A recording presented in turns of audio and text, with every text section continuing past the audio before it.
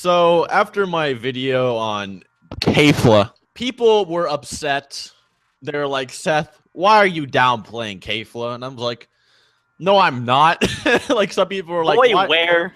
They were like, why are you saying Kefla is Super Saiyan 2 Caulifla level? And I'm like, the point of the video was to prove that Vados' statement is misinterpreted and that Kefla is not just tens of times more powerful because it doesn't make any logical sense. There's no way that Kefla would be stronger than Caulifla and Kale if she was only tens of times stronger.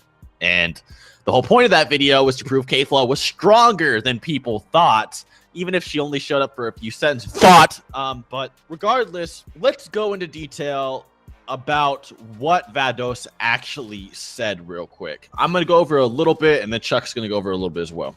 So Vados says the new body and personality born from a potara fusion, are more than the sum of their parts, and their power increases tens of times. So people got the idea, well, this means that Vados is saying that their power put together times tens of times, which is not at all what she's saying. She's actually saying their body and personality from a generic potara fusion, not even them in particular, just a generic fusion, which could be any fusion of whatever characters, not let alone a Saiyan rivalry or Saiyan characters that are near power fusing. And then says the body and personality are more than the sum of their parts. Not their power, the body and personality. And then she goes, and then she splits and says, and their power, so this is separate. Now she's saying their power increases tens of times. Chuck, why don't you go into detail about what tens of times can mean? Okay, so obviously when Vados was saying, tens of times, people are saying, oh, people are jumping the gun. They were like, okay, this means that Caulifla is, tens of times stronger than, Super Saiyan God or some shit, right? I don't know where they got that from, but English language, tens of times would normally mean, 10, 20, 30 times, easily less than 100. And Gowasu says the same thing about Goku when he goes up against Zamasu. So he says his power increase tens of times. We know Super Saiyan 2 is 100 times multiplier.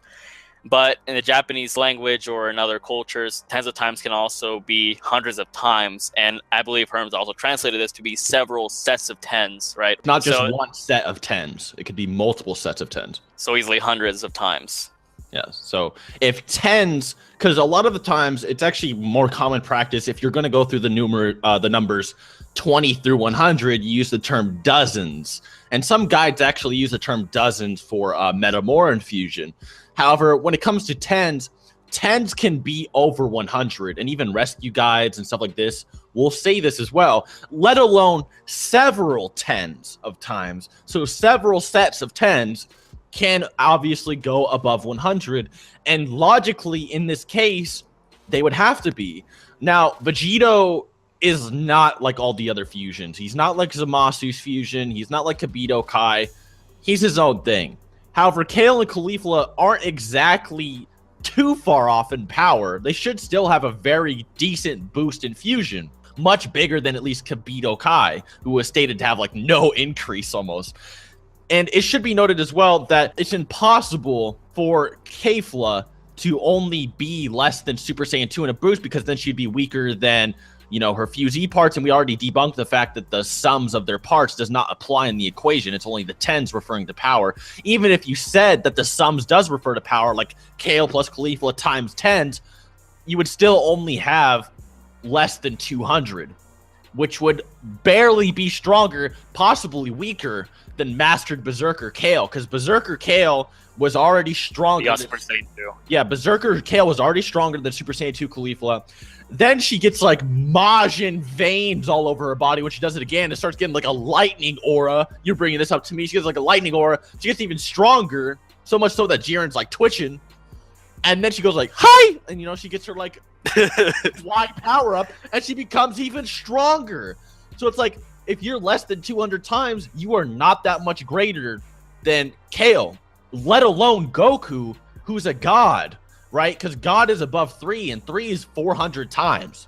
So Kefla would logically, with the several tens of times law, be at least a few hundred times greater. Now, I would argue Goku's fatigued right now, and it makes sense, right? Because a lot of people are like, you're downplaying Kefla, and I'm like, no, I'm not. I already stated that potara can be greater than a blue level increase. I stated this already.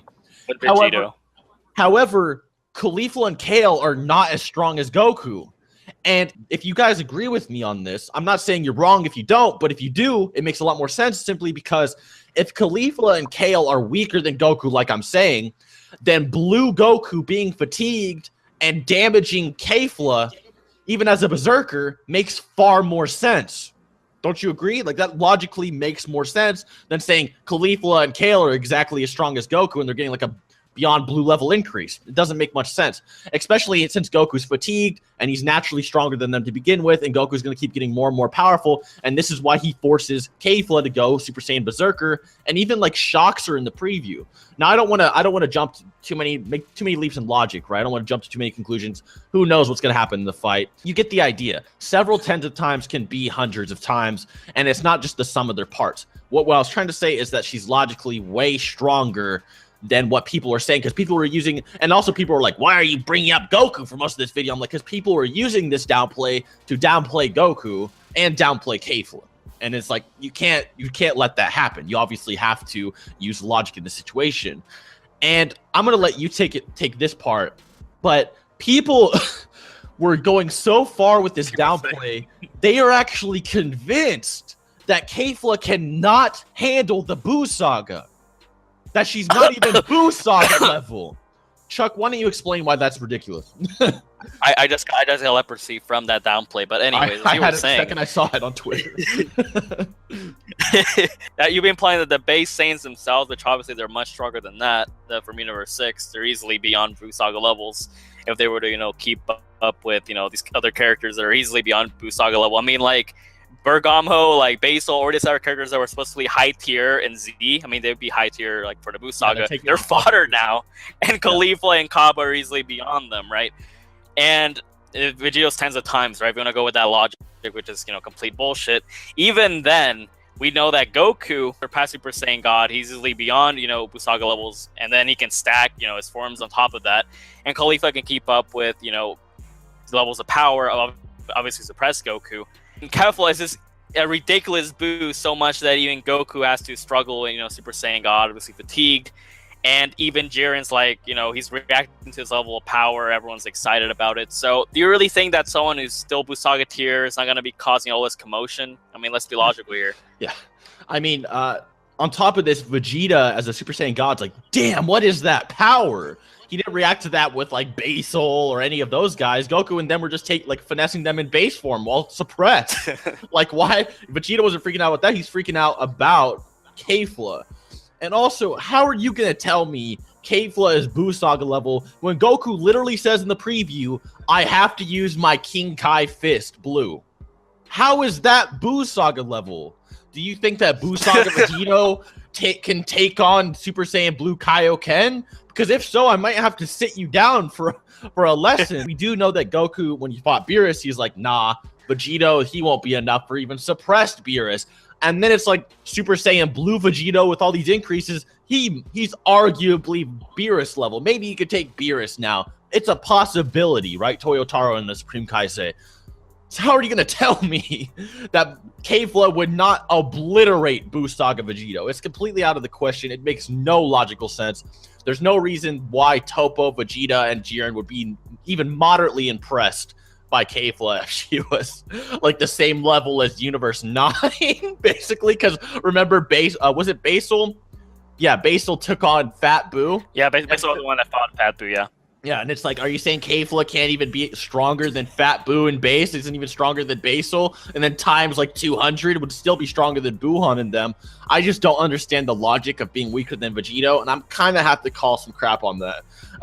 Anyways, do you have anything else to add for Caulifla? I mainly just made this because I wanted to clear up the anger and the salt that came from my first video. If you have anything. Okay, another good point is that when Vegeta fought against Kaba in the Universe 6 arc, he actually said that they were relative in power, right? Obviously he was suppressed, but they were still close in power in their base forms. I mean, and then Vegeta shit on him in Super Saiyan, right? Yeah. But the thing is that these Universe 6 Saiyans are much stronger than Universe 7 Saiyans. Like obviously without God Ki, they have much greater potential. Yeah.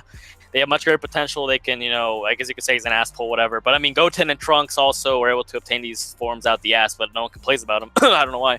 But, Kaba, Caulifla, they're able to obtain these forms quickly. They're naturally much stronger than Vegeta and Goku prior to God training. Vegito's like irrelevant now. It's been irrelevant since like the start of the series. Like I don't get if people are trying to say Vegito's still comparable to them.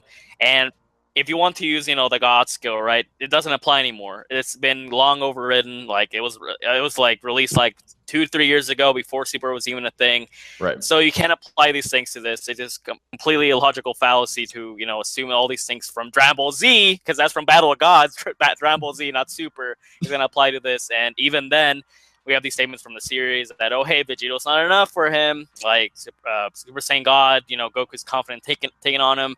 And Goku in his base form is, able to stack these forms and stuff. And then we have these Saiyans that are naturally on their level, on their base forms. We're downplaying this way. It's just completely idiotic. I don't get why. And I might need some more, like, meds for this leprosy that I obtained from this downplay. But other than that, thanks for having me here, Perry, the programming pussy. Yeah, no problem there, cuck. So, anyway, one last point. I'm not downplaying Kefla. I think Kefla is very powerful, stronger than tens of times Caulifla, right? Oh, and there's a siren going by my house. I heard that. They found my stash. Was that jargon? Anyway, so I'm not downplaying Kefla, right? I'm proving she's stronger than tens of times just Caulifla and Kale. Like, obviously, I'm trying to support her. But at the same time, I feel like she's still a little hyped up in some places. Like, some people are like, weaker than Buu Saga. And then some other people are like, Jiren level. And I'm like, no. Because Goku, let's not go there yet. because Goku still damages her on his own. Like, not just Kefla, who's a potara boost, but Caulifla with mastered Super Saiyan Berserk, possibly Super Saiyan Berserker 2. Who knows how that's going to go down. So I just wanted to clear that up. Hope you guys enjoyed the video. Stop getting so mad at me over it, all right? Vados' statement is completely ridiculous and vague. There's no reason to throw salt all over the room. Wait. What? Okay, people are gonna say that you stated that Kefla can defeat anyone in fiction, dude. Remember, you need to. You need to state it clearly. That. Just like Goku and Jiren, just beat anyone that can't lose a battle. They can't. Oh, speaking. You need to state it clearly. No, you remember when Caulifla was stated to have infinite power in her body? That's all right. Unbeatable. GG soups. Nah. But anyways, guys, hope you enjoyed. Be sure to subscribe to Chuck's channel. Until next time. Peace out, thoughts. All right, so the recording prior to this was without the spoilers in mind. The spoilers didn't really come out until after we recorded that video. And I already kind of screwed Chuck over the first time by having to re-record after I came up with new info. So I'm leaving that recording there, and we're just going to add the spoilers here at the end of the video, and we're going to go over them real quick. So, and what this actually changes. Now, in Dragon Ball Super Episode 115... Goku versus Kefla, Super Saiyan Blue beaten, November 12th. It states, this is by Herms on Twitter, by the way.